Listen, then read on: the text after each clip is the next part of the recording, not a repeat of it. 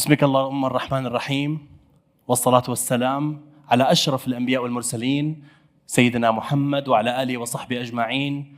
رب اشرح لي صدري ويسر لي أمري واحلل عقدة من لساني يفقه قولي. اللهم آتنا الحكمة وفصل الخطاب. السلام عليكم ورحمة الله وبركاته. قاسي جدا القدر عندما يجبرك أن تعيش سنوات طويلة من عمرك وأنت في الوسط، وسط كل شيء، وسط المناسبات والاحتفالات اللي تنام عليها وتصحى على جنازات، وسط أصوات الزغاريد اللي تسمعها أيضا وما تعرف هي لأم عروس أو أم شهيد، وسط سبابة خلف زناد لا ترحم وسبابة أخرى ترتجف وتسأل الله الرحمة، وسط يأس الأمس، وسط أمل الغد، وسط كل شيء. هذه العبارات تلخص كثير من الفترات اللي مرت فيها في فترات عمري سابقا في الطفولة والمراهقة وغيره. أثقلت عقلي أفكارا وتساؤلات، أهمها ذاك السؤال ذو 5 أحرف: لماذا؟ لماذا أنا؟ لماذا هنا؟ لماذا الآن؟ ما الرسالة من خلقي؟ لماذا خلقت؟ ما الدور المناط فيني؟ لماذا لماذا لماذا؟ خليني أحكيكم عن قصة، أروي لكم قصة عني فيما يخص رحلتي في الإجابة عن هذا السؤال. في عام 2006 ميلادي كنت مترقب جدا لشهر 7 يوليو أو جولاي، شهر 7 ميلادي. سبب ترقبي لهذا الشهر هو لأنه كان عندي فرصة الالتحاق في أحد أهم الفرق وأشهرها حين ذاك في كرة القدم. كرة القدم كانت شغف بالنسبة لي، حلم. أصحى كرة القدم، أنام كرة القدم، أتنفس كرة القدم. كرة القدم هي حلمي وقتها. الحين خلاص زاد الوزن. قبيل شهر 7 نهاية شهر 6 تعرضت لحادث دهس بالسيارة من قبل والد صديقي عن طريق الخطأ. طبعا في طبيعة الحال أدت لكسور في كلتا القدمين. انتهى الحلم، انتهت مسيرتي الكروية في مهدها. كنت في شدة الحزن والأسى والزعل، الدنيا مقفلة قدامي. كرة القدم كانت كل شيء والآن لا أملك شيء، على الأقل هذا ما اعتقدت حينها. واحدة من الأشياء اللي خلتني أترقب شهر 7 هو لأني ولدت في شهر 7. أنا ولدت في 8/7، ما حقول السنة، بس ولدت في يوم 8 شهر 7 جولاي أو يوليو. فقرر أصدقائي أن يخففون عني ويطمنوا على صحتي ويحتفلون في يوم ميلادي. طبعا الحين ما صرت أحتفل، بس كنا صغارا آنذاك. أتى ذاك اليوم، كنت في انتظار أصدقائي.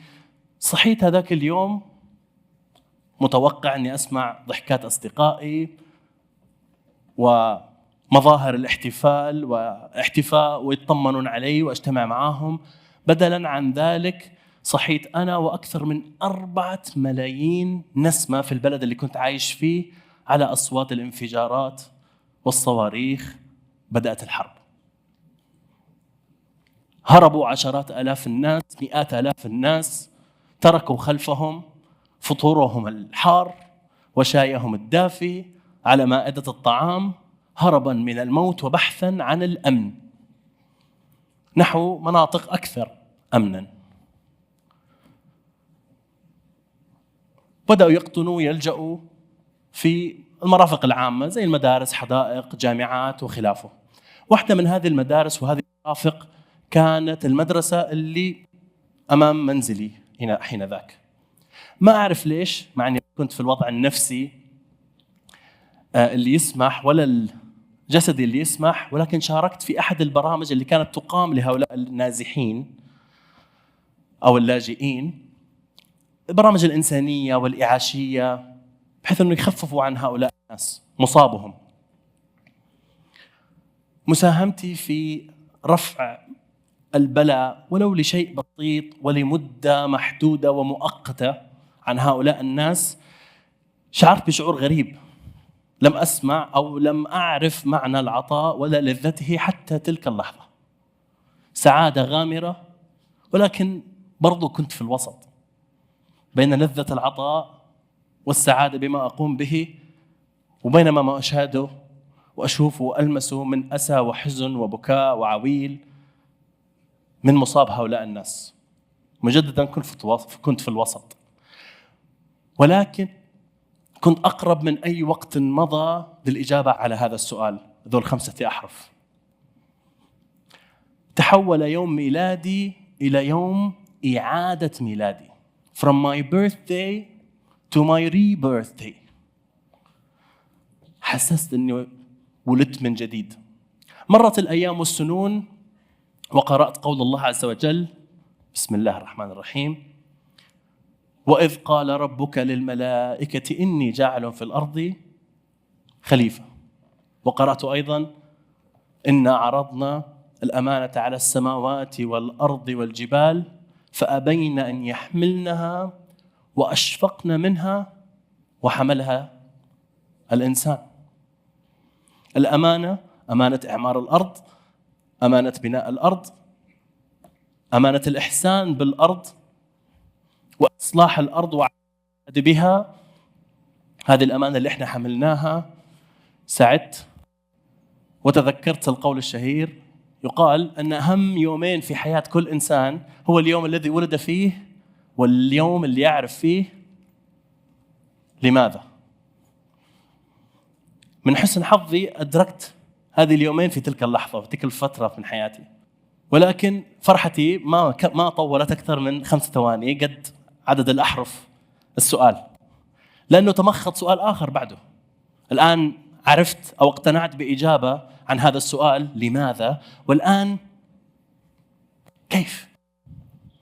كيف أكون خليفة في الأرض، كيف أعمرها، كيف أبنيها، كيف أحسن بها، كيف أصلحها ولا أفسد بها. تعلمت لاحقا بأن الإصلاح مرتبتين. المرتبة الأولى هي أن تبقي على الصالح على طبيعته فلا تفسده. ما عندك قدرة أنك تحسن فيه وتضيف قيمة، على الأقل لا تفسده، ابقه على طبيعته. المرتبة الثانية، عشان ما أطيح، المرتبة الثانية من الإصلاح هي أن تزيد الصالح إصلاحا، لأسباب واضحة أمامكم. أنا أحب الطبخ، زوجتي مبسوطة الحين أني قاعد أقول هذا الشيء في العلن، بس أنا أحب الطبخ جدا وأستمتع به. وكل ما دخلت المطبخ أعمل أي وجبة أي أكلة أتفكر بهذا المثال اللي بشارككم فيه، وأدعو الجميع أنه يتفكر معي في هذا المثال اللي أنا كل ما أستكره وأفكر فيه أقول سبحان الله. رغيف الخبز، رغيف الخبز، رغيف الخبز. بس تصوروا معي وتفكروا، خذوا كذا ثواني، فكروا بعظمة الله سبحانه وتعالى وكيف قدر فهدى.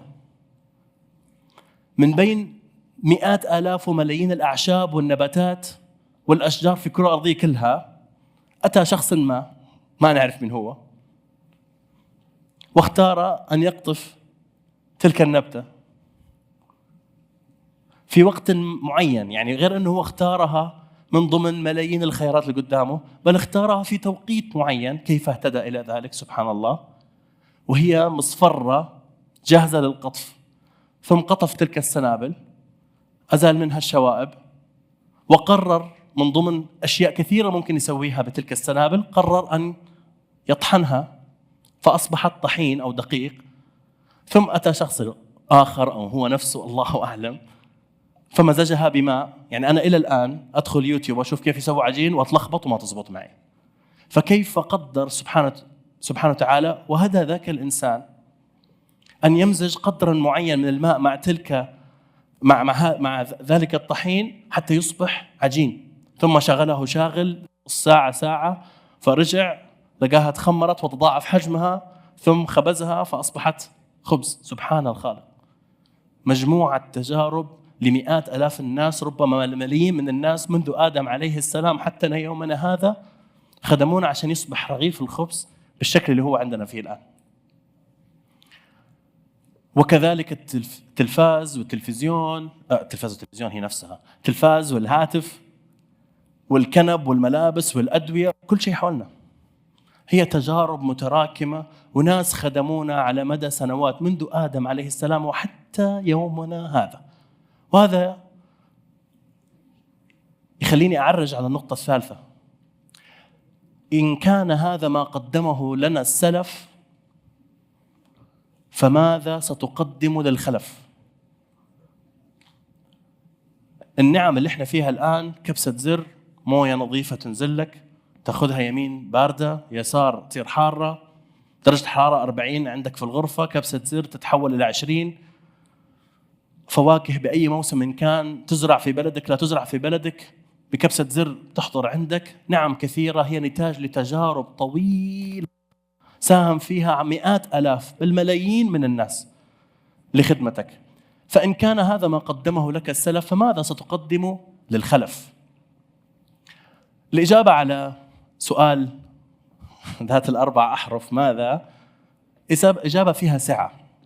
وحب أستطرد وأذكر حديث من أعمق الأحاديث وأحبها على قلبي، حديث رسول الله عليه الصلاة والسلام. يقول الرسول عليه الصلاة والسلام: إذا قامت الساعة وفي يد أحدكم فسيلة، فإن استطاع أن لا تقوم حتى يغرسها فليفعل. من ضمن عشرات آلاف ملايين الأشياء اللي ممكن يقوم بها الإنسان في تلك اللحظة، حثنا الرسول عليه الصلاة والسلام إنه نغرس تلك الفسيلة. خلقنا خلفاء، ويحثنا الرسول على العمل والغرس والإعمار والبناء لآخر لحظة في حياتك. أدي دورك لآخر لحظة في حياتك. هذه الفسيلة ممكن تكون ولدك أو أبنائك، ممكن تكون طلابك في الجامعة، ممكن يكون متابعينك في السوشيال ميديا، ممكن يكونوا محبينك إذا أنت تمثل ولا ترسم ولا روائي ولا كاتب ولا أيا يكن، ممكن يكونوا مراجعينك، موظفينك، مشروعك، مبادرتك. الفسيلة هي ما ستقدمه للخلف، هي الأثر.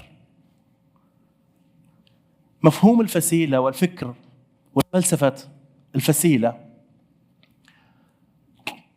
كانت لتكون حل للغز دام لسنوات طويلة جدا، حيث حاول كثير من الملوك والسلاطين والعلماء على مدى التاريخ إيجاد ما يسمى إكسير الحياة. كان يظن بإكسير الحياة أنه هي مادة بتركيبة معينة، إذا شربها الإنسان أو أكلها وش يصير؟ يخلد، يعيش للأبد. فشلوا في الوصول لهذه التركيبة ولهذه المادة لسبب واحد برأيي. هم بدأوا بالسؤال الخاطئ وبالتالي وصلوا للاستنتاج والنتيجة الخاطئة. هم سألوا: كيف نعيش للأبد؟ والأصح هو كيف نفعل الأشياء التي تعيش للأبد. أعمارنا لا تقاس بالأيام والسنون. مو ولدت في السن الفلاني فبالتالي الآن السنة الفلانية فتحسب تطرح هذه من هذه توصل كم عمرك. أعمارنا تقاس بأعمالنا. صح، أعمارنا أعمالنا. وبالتالي أختم وأقول الغاية، عنوان الكلمة اليوم هي كيف نعيش للأبد. فالإجابة عليها: الغاية ليست أنك تعيش للأبد، بل تفعل الأشياء التي ستعيش للأبد. وشكرا.